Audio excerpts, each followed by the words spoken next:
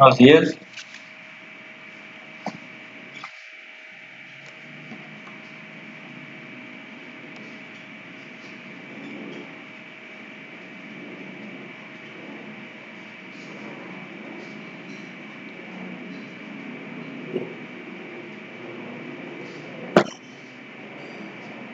Vamos a esperar a que se vayan agregando sus compañeros poquito a poquito.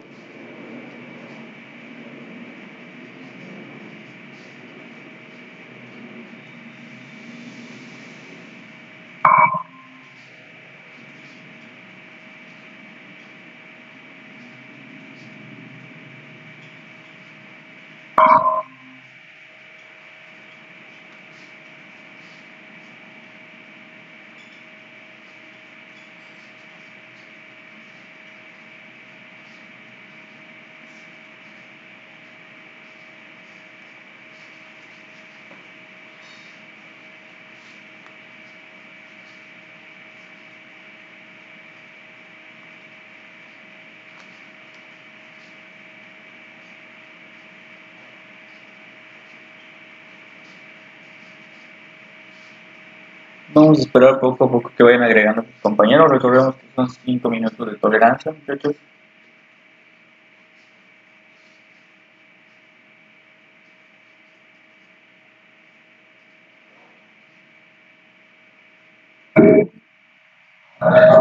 Buenos días.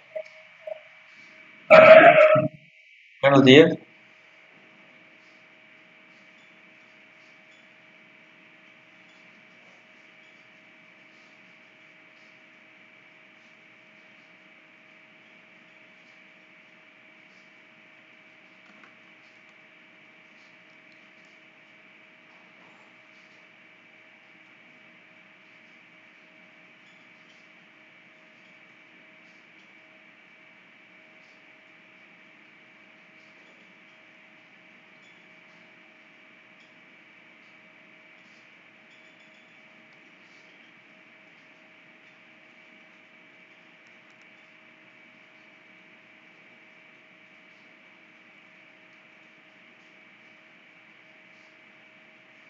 Vamos a ver, poquito a poquito se van agregando. Creo que faltan algunas 2 o 3 personas y ya vamos a iniciar con la clase.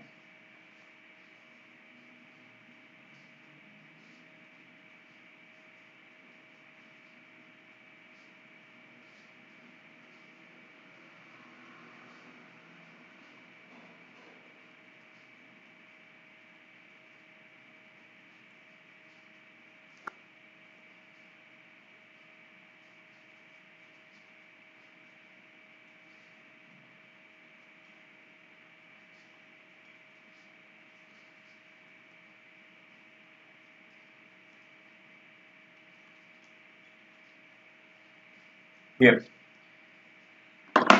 Voy a pasar la lista de una vez, muchachos. No sé si falten muchos realmente. Voy a checar rápidamente aquí quiénes deben de estar para que tenga una idea, ¿no? De más o menos quiénes hacen falta.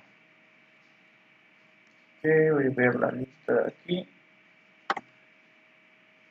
Bueno, pues a simple vista veo que hace falta Daniela. Ok. Veo que Brian Cámara no se ha unido, pero ya aceptó la invitación, así que no sé qué pasa con él. Tiene una semana, entonces que está faltando. Ok. Creo que también falta Catalán, por lo que veo. Sí, hace falta Catalán, entre otros compañeros, ¿no? De hecho, Irving ya se acaba de unir, así que no faltan muchos. Pero pues recuerden que los minutos de tolerancia pues son solamente los primeros 5, muchachos. Ya luego de eso ya no vamos a tener asistencia, ¿ok? Así que los compañeros que se vayan a unir después de esta parte pues ya no van a tener la asistencia del día de hoy. Voy a pasar lista de una vez.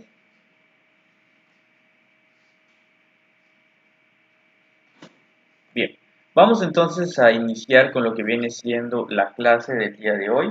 Vamos a ver algunas propiedades sobre los límites. Vamos a empezar a trabajar estos teoremas que estábamos utilizando en la anterior clase para luego pues ir avanzando un poquito más, ¿no? En todo ese aspecto y meternos en algunos ejercicios medio extraños de qué es lo que podemos realizar o hacer con lo que viene siendo los límites. ¿Ok? Me avisan cuando esté en modo presentación. Ahorita está en modo edición. Debe aparecer toda la pantalla completa, muchachos. ¿Se puede visualizar? ¿Ya se ve? Bien. Este creo que, si no me equivoco, lo hicimos la anterior clase, ¿no? Teníamos que realizarlo por todos los pasos. ¿Me lo recuerdan, muchachos? Muy bien. Este fue el que hicimos la anterior vez. Recordemos que no estaba muy complicado, solamente teníamos que señalar cuáles eran los pasos que se iban a estar utilizando para el ejercicio. Ya luego de eso, pues, si no me equivoco, no vimos absolutamente nada.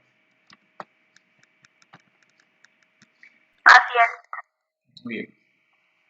Esta tontería veo que se va trabando. De hecho, me cerró el programa. Dame un momentito. Es como está muy pesado lo que viene siendo el PowerPoint. Como que lo va cerrando. Porque sí tiene muchísimas diapositivas. Creo que 200 o algo de ese estilo. A ver, déjeme lo vuelvo a presentar. Y como tiene gráficas y todo eso, pues obviamente eso hace que sí se me vaya trabando cuando quiero proyectar. Dame un momentito y lo vuelvo a proyectar, muchachos.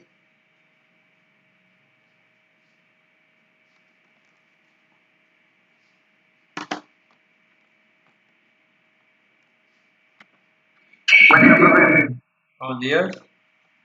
Vamos a visualizar dónde está. Ok.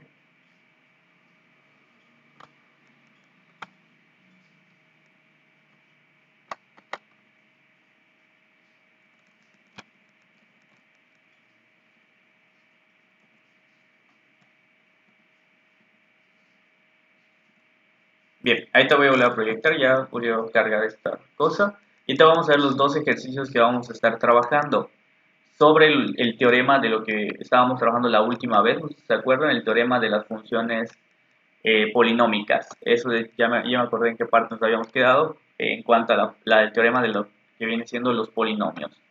Ya debemos de verlo en pantalla completa, me avisan nada más. Entonces vamos a avanzar un poquito más rápido en que ya visualicen en qué parte nos quedamos. ¿Ok? ¿Ya se puede visualizar? Muy bien. Ahora, ya luego que tenemos todo esto, que fue lo que estábamos trabajando la anterior vez, les mostré el teorema que sigue en la siguiente página, ¿no? Que nos hablaba del teorema de los polinomios. ¿De qué trataba el teorema de los polinomios? Trataba cuando teníamos funciones que eran unas polinómicas y podíamos de manera directa sustituir el valor, porque en los polinomios, pues literalmente no hay un punto de discontinuidad, no hay un punto extraño. Mientras tanto, en el teorema de los racionales decíamos que podíamos sustituir de manera directa el límite siempre y cuando el denominador no se vaya a anular. Si se anulaba, pues no podíamos hacer nada. Entonces aquí es donde aparece un ejercicio, el primerito. No sé, yo recuerdo que no lo trabajamos la anterior clase, así que vamos a iniciar con este.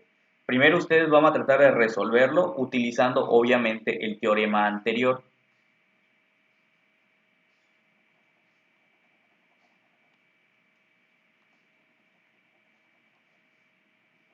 Y les voy a dar unos minutitos, muchachos, traten de resolverlo con el teorema anterior.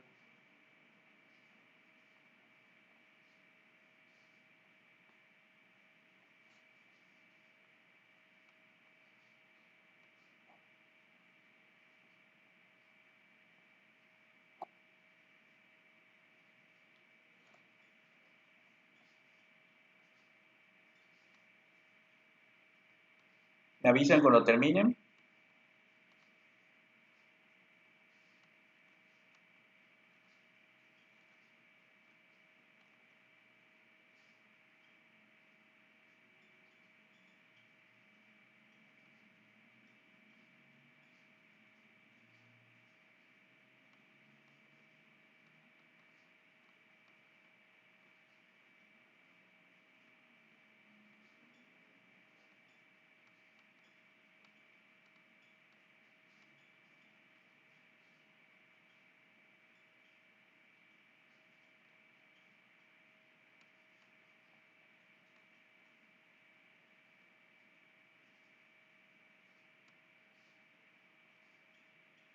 ¿Cómo va, muchachos?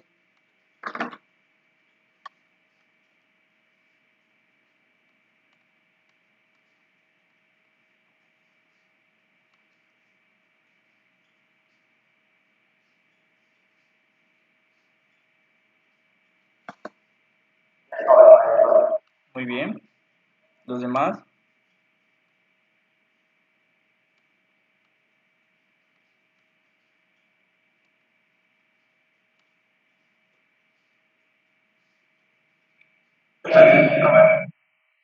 Muy bien, vamos a ver.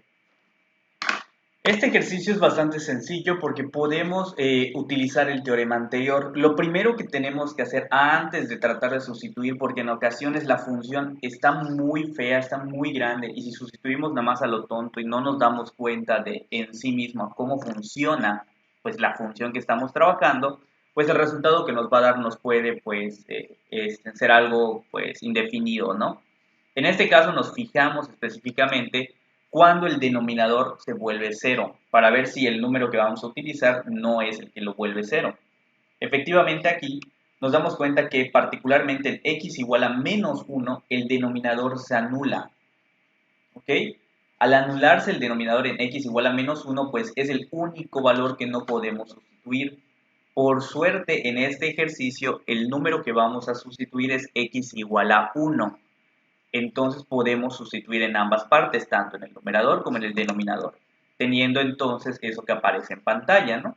Al final les dio haber quedado que el límite de esa función cuando x tiende a 1 es 2. ¿Hasta aquí alguna duda? ¿Alguien no le dio ese resultado?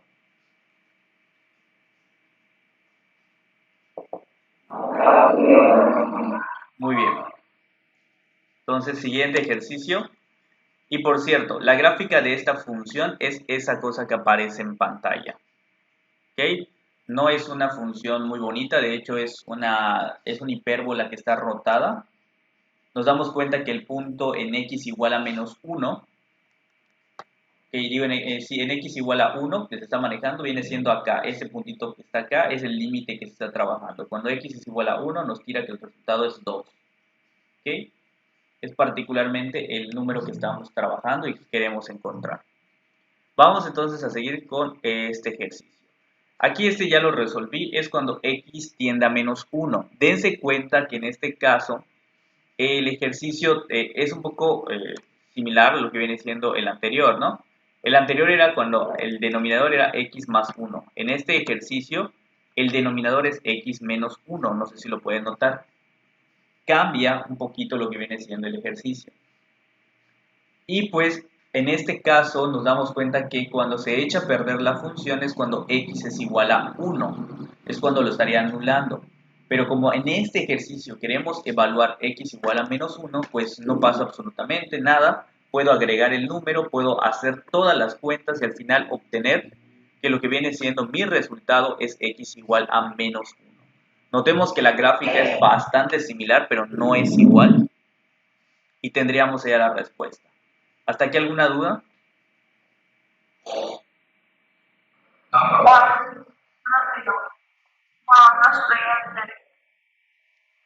Define no estoy entendiendo, porque hay muchas cosas. Así que, Ok, la primera, o sea, nosotros elegimos lo que es el valor X. No, en el límite se supone que es menos uno, ¿no? no, Abajo. no. El límite es el ¿O qué nos resultado. está diciendo? ¿Qué nos está diciendo que X es igual a menos uno antes de que usted pusiera que X es igual a menos uno? En los párrafos ajá, después. Ya ve que primero solo puso el ejemplo, el ejercicio, no había puesto los otros dos párrafos siguientes. Entonces, ¿cómo es que usted definió que X es igual a menos uno? Como para que X quede, bueno, para que la división quede igual a 2 abajo en el denominador. ¿Te refieres a cómo supe que cuando utilizo x igual a 1 en este ejercicio, o sea, esta parte que nos dice acá, el denominador se echa a perder? Ajá. Muy bien, pues ahí tenemos que estudiar modelación matemática 1 de nuevo, muchachos. Recordemos que para que una función racional, o sea, una fracción, como lo malacostumbran a decir, se echa a perder es cuando el denominador se vuelve cero. Entonces, ¿cómo encuentro el dominio de una función racional? Pues me agarro lo que viene siendo el denominador, que es ese, está acá, que es x igual a menos 1, digo x igual a x menos 1 igual, y entonces tengo que escribirlo así, x distinto de 0. O sea, yo quiero que esto no pase. ¿Cuándo pasa esto? Pues realmente cuando x es igual a 1. Despejo la ecuación. Es por eso que aquí digo que cuando x es igual a 1, se echa a perder el ejercicio. No nos sirve ese valor, no nos sirve punto. ¿Ok? No sé si es eso lo que me estabas preguntando en sí, pero eso fue lo que te entendí.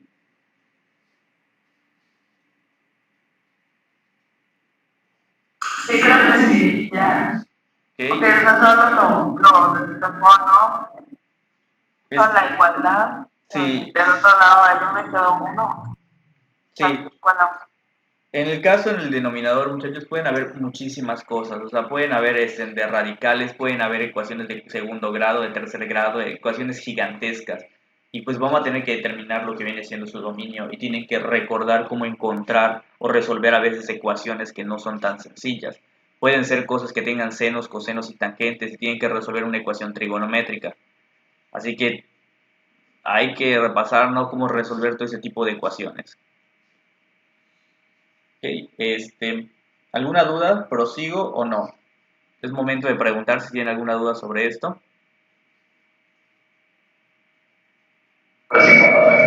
Vamos a ver. Ahora vamos a ver un teorema sobre la función radical. Si nos demos cuenta, todo lo que estábamos viendo hace ratito no tenía raíces. ¿Ok? Ahora es donde vamos a empezar a ver lo de las radicales. El primer teorema es esto. Nos dice que si n es un entero positivo, ¿ok? Entonces nos está diciendo que la radical va a ser una radical positiva en ese aspecto.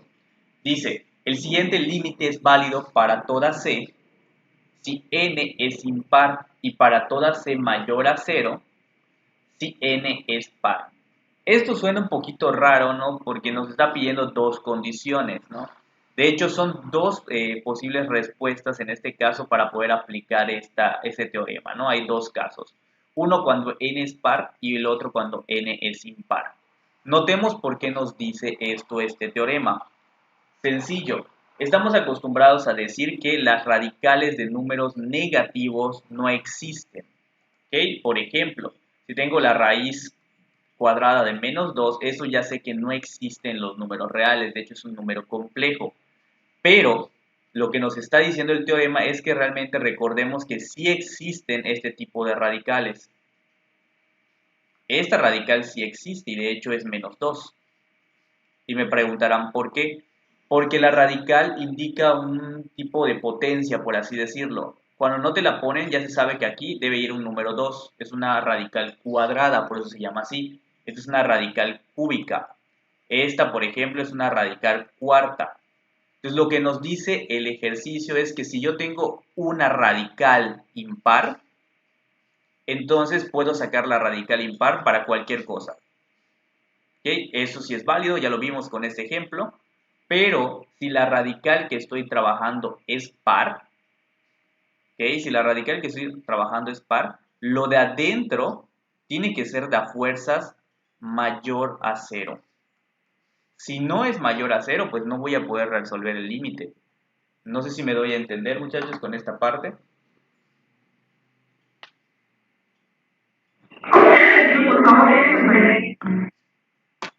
Muy bien, vamos a visualizar el ejemplo. Creo que ahí quizás se vea un poquito más sencillo. Si nos damos cuenta, vamos a ver el caso 1 que está acá. Dice, cuando tenemos que ver qué es impar. ¿A qué me refiero? El primer caso nos dice que es válido para todas C siempre y cuando el valor de n sea impar. ¿A qué me refiero con que n sea impar? Estamos trabajando con la radical de cúbica, estamos trabajando con la radical quinta, estamos trabajando con la radical séptima, ¿ok? Todas las radicales que estamos trabajando son impares, radical novena, radical onceava, etcétera, etcétera, etcétera. Todas esas radicales van a tener una respuesta, aunque el número de adentro sea negativo. Por ejemplo, vuelvo a repetir esta parte. Esta radical sí existe, ya se la pueden checar en su calculadora científica, les va a decir que es menos 2. Las radicales impares de números negativos existen, eso sí existen. ¿Okay? Es este primer caso del teorema que estamos aplicando. Entonces vamos a ver cómo se utiliza. Si por ejemplo yo tengo el límite de x cuando tiende a menos 6 de esta función radical, que es una radical impar, veo que solamente tengo que meter lo que viene siendo dentro de la radical el signo negativo. O sea, todo este valor que está acá, con todo y el signo negativo. Y me fijo que eso, si lo pongo en la calculadora, pues me va a dar un resultado. De hecho, existe y es un número negativo. ¿Hasta aquí alguna duda?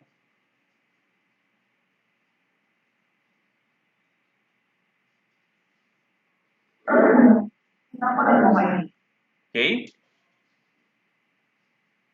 Ahora, el caso 2, ¿qué nos está diciendo? En el caso 2 nos dice que si la radical es par, o sea que es una radical cuadrada, radical cuarta, radical sexta, radical octava, etcétera, etcétera, etcétera. El número de adentro de la radical de a fuerzas tiene que ser un número positivo. ¿Ok? Si no es un número positivo, pues no puedo encontrar la radical de un número par. O sea, de una radical impar. De a fuerzas no puedo hacerlo. Me explico. Yo ya sé que la radical cuadrada de 81, por ejemplo, es 9. O sea, eso ya lo sé. Pero si yo quiero buscar la radical cuadrada de menos 81, esa cosa no existe en los números reales. A esto hace referencia el teorema, que lo de acá adentro, cuando es una radical par, tiene que ser mayor a 0. ¿Ok? Entonces vamos a ver el caso que estoy mencionando, que es este que está apareciendo, el caso 2. Si por ejemplo yo tengo el límite de la raíz cuarta de x, cuando x tiende a 2, me fijo que el 2 es positivo. Si aquí este valor hubiera sido negativo, no podría calcular su límite. Entonces agrego esa parte dentro de la radical y obtengo ya el resultado. ¿Hasta aquí alguna duda, muchachos?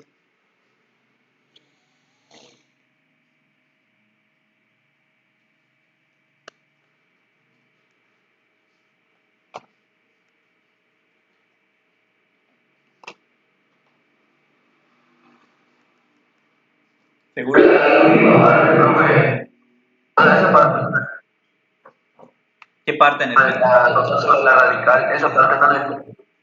O sea, lo último que dijo, no, es que casi no lo escuché lo último. Pues solo estaba comentando que si el número al que está tendiendo el límite cuando estoy calculando una radical par, tiene que ser positivo. Si el número es negativo, no puedo calcular el límite porque no existen los números reales.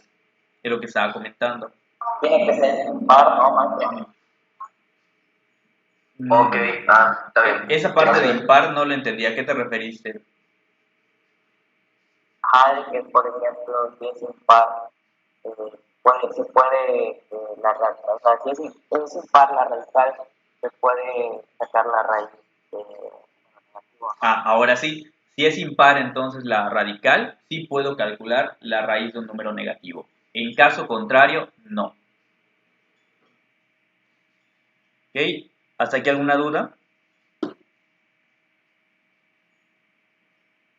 Pero si es par, no puede ser negativo, pero... Ajá, si es par no puede ser negativo, pero si no es par, sí. Sí, es lo que estábamos comentando. Si es impar, si es impar, podemos calcular raíces negativas. Si es par, no lo puedo calcular. Es algo que se vio desde Matemáticas 1.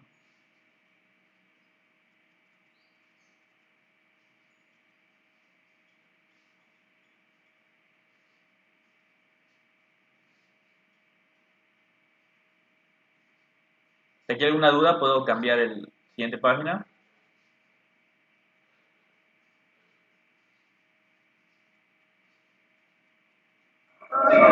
Vamos a ver. Ahora, viene un teorema bastante interesante.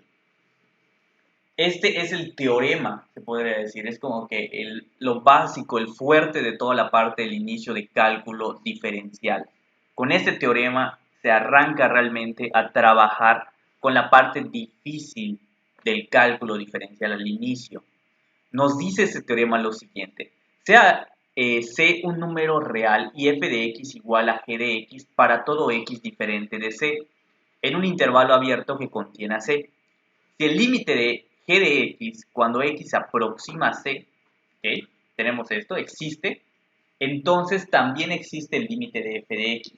Y esto me quedarán así como que muchos, ¿qué está diciéndome esta cosa que está acá? Muy bien, vamos a analizar esto. Supongamos que yo tengo una función que es f de x, ¿ok? Una función que voy a definir de cierta manera, con una estructura bastante, pues, peculiar, ¿no? Puedo escribir lo siguiente: x cuadrada más 2x más 1 entre x más 1. A simple vista, muchachos, ¿en qué punto discontinuidad de esta función? Ustedes me lo tienen que decir, yo no lo voy a decir. ¿En qué punto tiene discontinuidad esta función?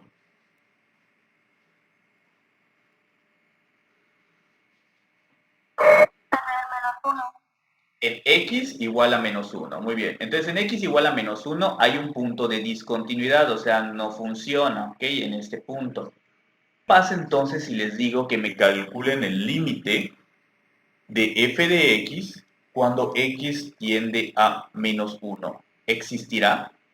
Entonces,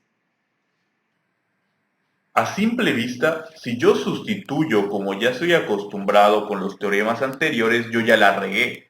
Porque los teoremas anteriores me decían que solo puedo sustituir si el denominador no se hace 0. Y aquí sí se está haciendo 0. Entonces no está cambiando esos teoremas. Pero este teorema nos está diciendo algo más fuerte.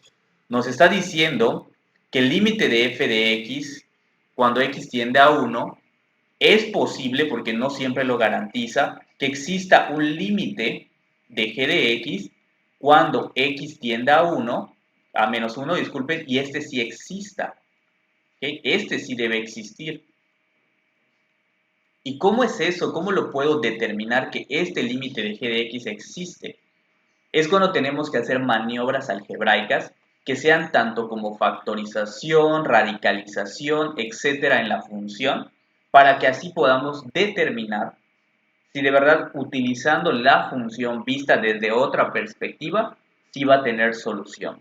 Y yo me puedo fijar de lo siguiente: si yo escribo límite de x cuadrada más 2x más 1 entre x más 1, cuando x tiende a menos 1, me fijo que el numerador tiene una característica muy particular.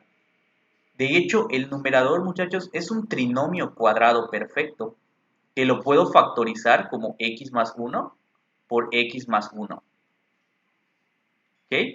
Es un trinomio cuadrado perfecto y yo lo puedo factorizar de ese modo.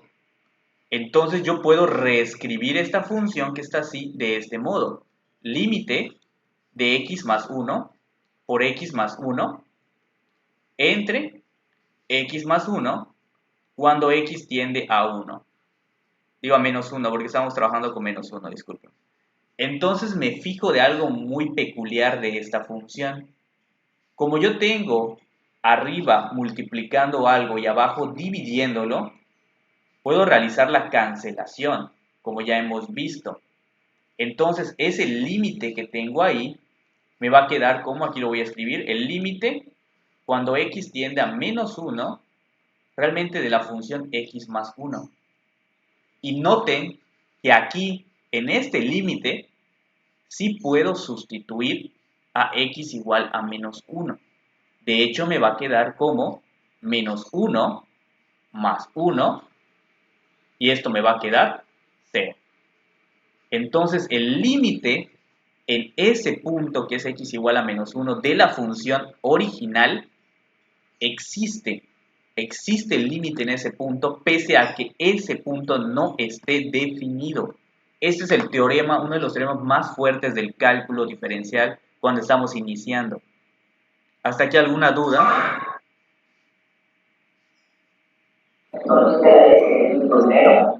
En este ejercicio, sí, el límite es 0 cuando x tiende a menos 1 de la función f de x. Pero solo cuando entonces digo que cuando ahí sí puede quedar, pero otros porque cuando puede quedar, o sea, sí se puede hacer. Muy bien. Esto lo terminaron de copiar para que te explique lo que está preguntándome el compañero, que de hecho a esa parte iba a llegar. Ok, me avisan por favor y ahorita Le explico justamente esa parte que nos está preguntando el compañero, que sí es bastante importante eso.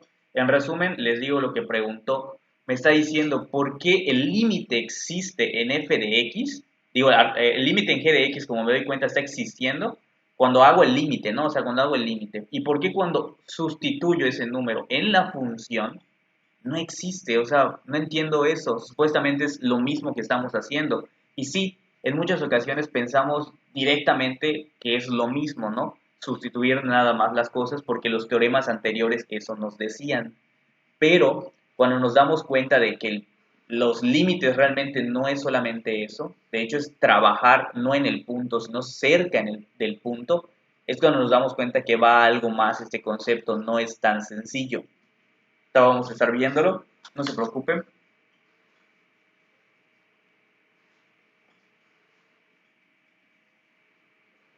Me avisan cuando terminen de copiar, por favor, que sí, aquí necesitamos hacer mucho análisis.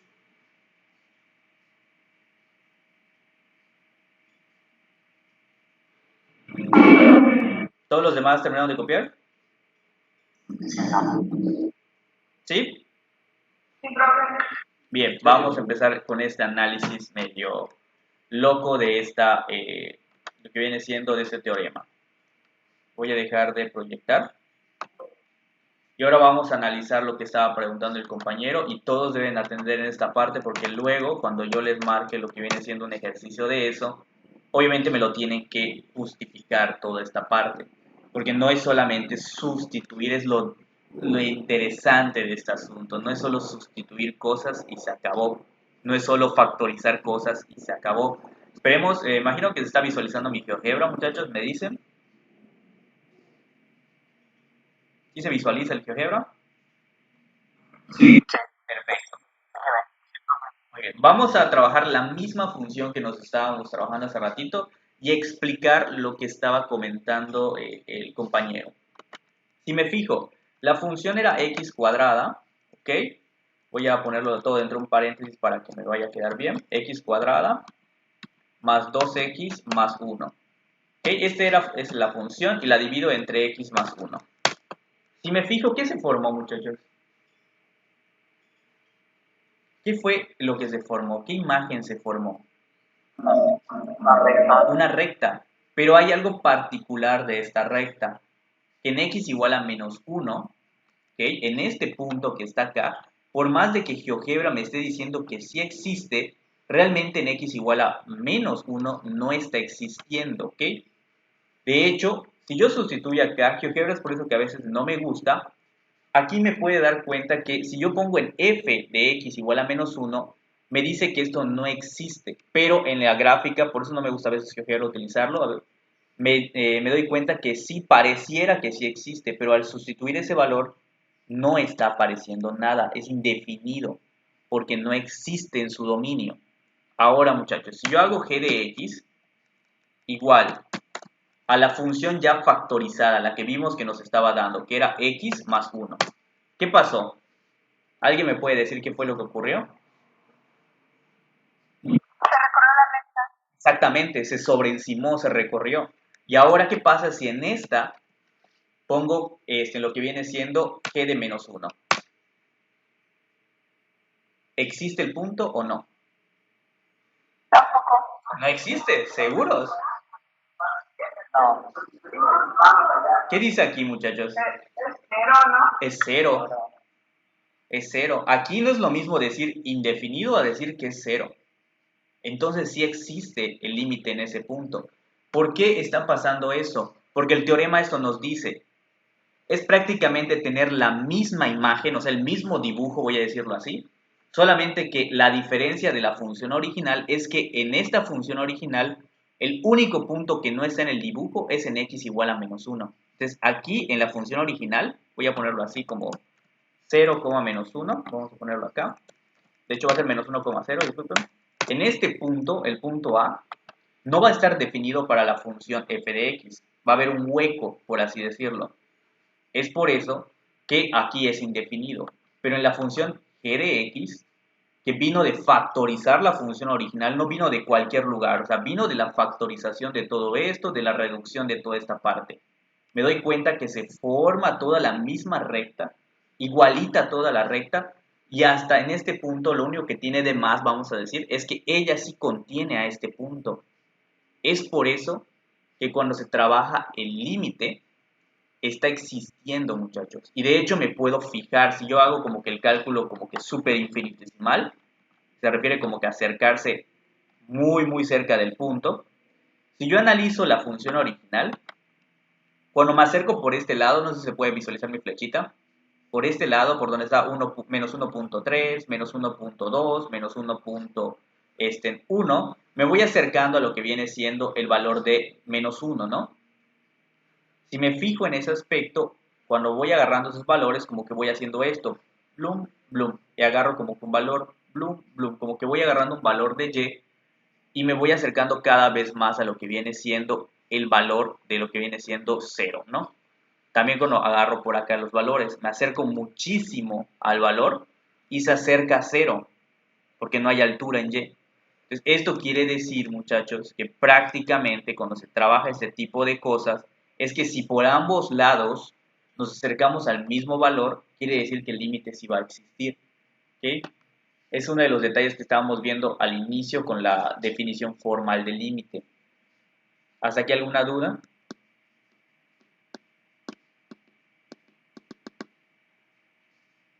¿Dudas?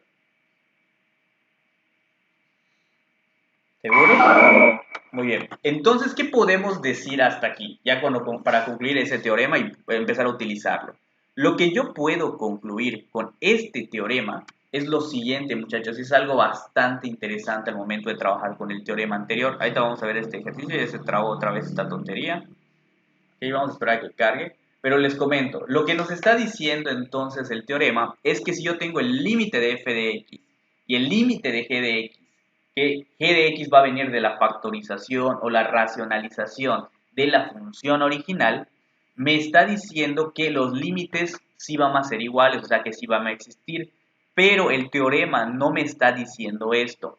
El teorema como tal no me está diciendo que f de x es igual a g de x para toda x. Fíjense que decir esto no es lo mismo que decir esto.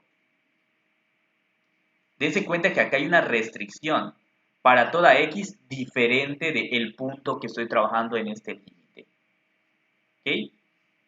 Aquí la original que dije es que f de x es igual a g de x para todo x. Entonces, ¿qué quiere decir? Que yo si escribo esto, f de x es igual a x al cuadrado más 2x más 1 entre x más 1. Y ustedes van y me dicen que esto es igual a g de x cuando x es igual a x más 1. Automáticamente cuando yo vea algo así en su tarea, se las voy a tachar completamente toda. Porque esto no es igual. Si yo hubiera puesto límite cuando x tiende a menos 1, límite cuando x tiende a menos 1. Estas dos cosas sí. En el límite sí puedo decir que son iguales, pero por sí sola la misma funcioncita solita no puedo decir que son iguales.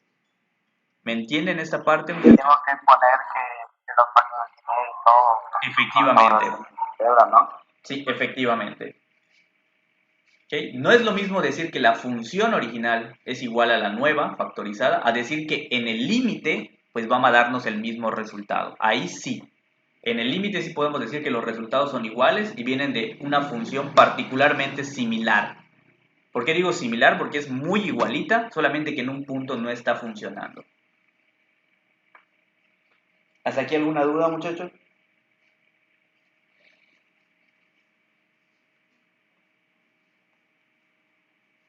Bien, como podremos notar, a partir de aquí es donde empezamos a ver lo que viene siendo una parte un poquito más compleja, ¿no? Y empezamos a analizar muchísimo. Ahora les dejo el siguiente ejercicio que espero que sí se logre visualizar. Creo que voy a tener que recortar mucho mis diapositivas para que no estén tan cargadas y pueda pues estar proyectando, porque si no sí es una flojera estar esperando a que cargue todo esto, ¿no? Y luego que se me cierre, da más flojera. Entonces vamos a esperar a que cargue, de hecho está acá. Vamos a resolver este, muchachos. Les voy a dejar un momentito para que traten de resolver este ejercicio. Noten que a partir de acá vamos a empezar a trabajar muchas cosas que tengan que ver con factorización, con todas esas expresiones, ¿no?, que tenemos por allá, que conocemos o debemos de conocer del álgebra.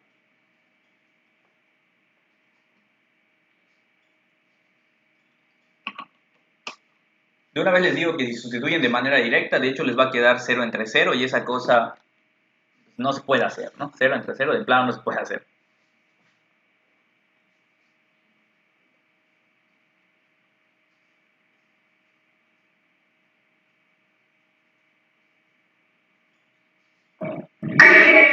Muy bien.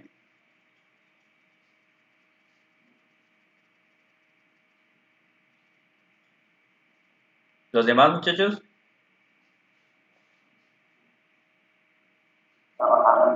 Está bien, entonces espero. Creo que igual ya. ¿Verdad, profe? Da 0, dicen por allá. ¿Eso les quedó, muchachos? No. De hecho, yo no creo que dé 0. Vamos a ver el ejercicio. Si me fijo y sustituyo... No, no se puede. Ajá, si sustituyo un poco como que de golpe el número 1, pues eso no se puede hacer porque nos queda 0 entre 0 y eso es como que algo mortal en lo que viene siendo las matemáticas. O sea, decir que estamos dividiendo entre el número 0 es hasta cierto punto absurdo. O sea, no debemos de considerar este caso. O sea, todo esto que hicimos fue en vano. Entonces vamos a ver qué es lo que vamos a estar haciendo. Vamos a tratar de realizar lo que viene siendo una factorización. Nos damos cuenta que si el punto no está definido en el dominio de la función, no quiere decir que la función no tenga un límite en dicho punto. Es algo que estaba mencionando anteriormente. Que el punto no esté definido en la función original no quiere decir que el límite no existe en ese punto. Tendremos que analizar más. ¿Okay? Existen 3 formas de analizar esto. La primera, hacer la gráfica y ver que la gráfica, pues ahí tenemos algún sentido, vemos que tenga, digamos, resultado. Segunda cosa, realizar la tabulación. La tabulación nos dice si estamos acercándonos al punto y a ver qué es lo que nos está dando. Tercer cosa para poder realizar todo esto, utilizar álgebra, que es lo que estamos viendo ahora, esta técnica del álgebra. En muchas ocasiones tenemos que utilizar las 3 cosas para garantizar que algo existe en un punto, aunque sea mucho trabajo, pero ese es el cálculo, hacer mucho trabajo para hacer algo tan sencillo. Entonces vamos a ver esto. Tenemos que recordar lo siguiente, la factorización de este tipo, que se llama la factorización de diferencia de cubos. Yo tengo a cúbica menos b cúbica, que en este caso es exactamente lo mismo, x cúbica menos 1 al cubo, porque 1 al cubo es 3, lo puedo ver de esta manera, ¿no? La factorización. Y aquí lo que estoy haciendo solamente es desarrollándolo para que noten que se corrobora, ¿no? Que al final empiezo a cancelar cosas y me queda exactamente lo que tengo acá. Entonces, teniendo en cuenta esta factorización, yo voy a factorizar así mi numerador y me va a quedar de este modo. ¿Ok?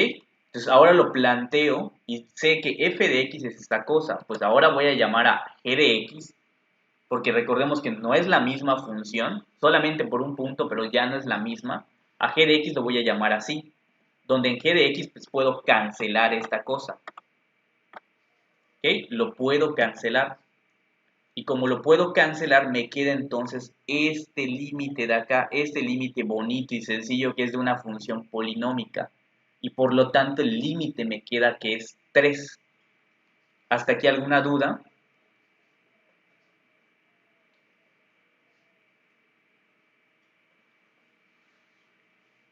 No, está bien, lo dejo.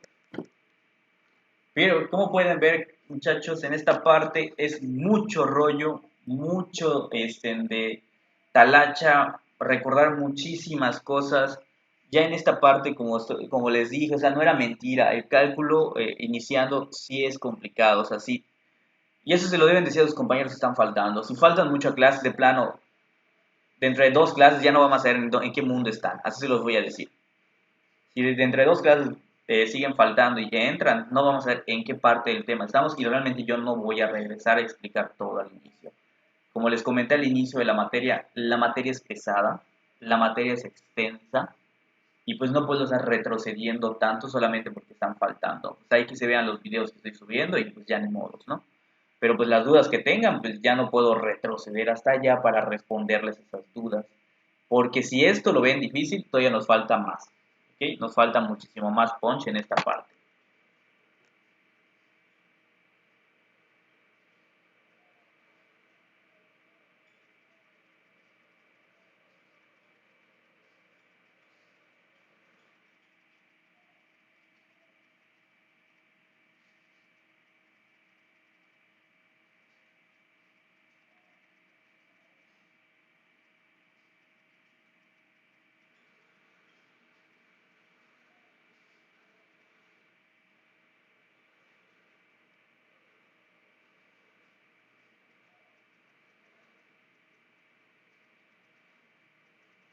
Tengo una pregunta. Claro. Si en dado caso llega a ser a x a la cuarta menos 1.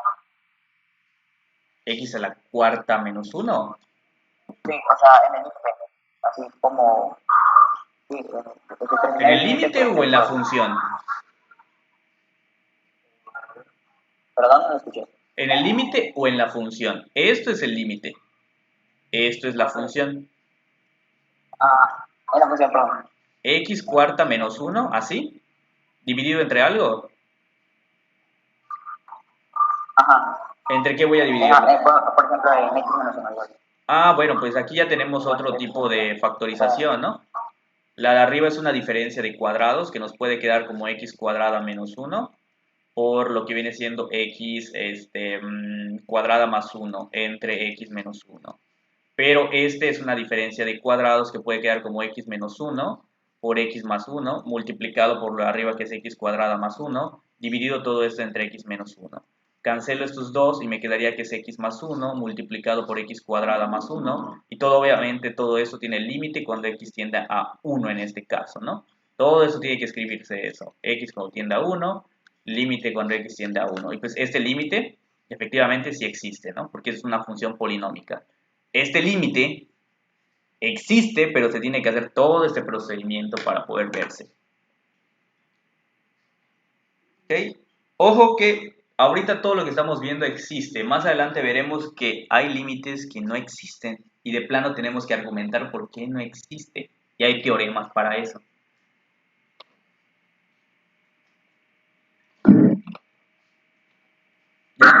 ¿Sí? No, no, la manita, pues, si querés. No, no puedo ver la manita. Lo de... bueno, para que no se salga. Pero lo que yo quería decir es que ya ves lo que las sustituciones algebraicas de a al cúbico menos b al cúbico, se supone que sí expresó que el 1 está al cúbico, que por Ajá. eso quedó menos 1 igual. Sí. O sea, solo fue como, ya está sustituido ahí todo. Sí. Por eso también el más 1, porque es al cuadrado, ¿no? Se supone que es menos 1 y lo elevó al cuadrado y queda positivo. Efectivamente. No, eso sería, pues. ¿Nada? ¿Hasta aquí alguna otra duda, muchachos?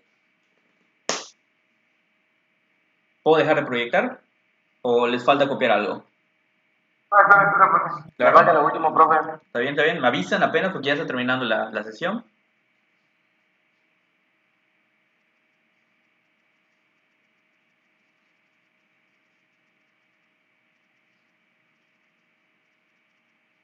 Ya terminé, profe.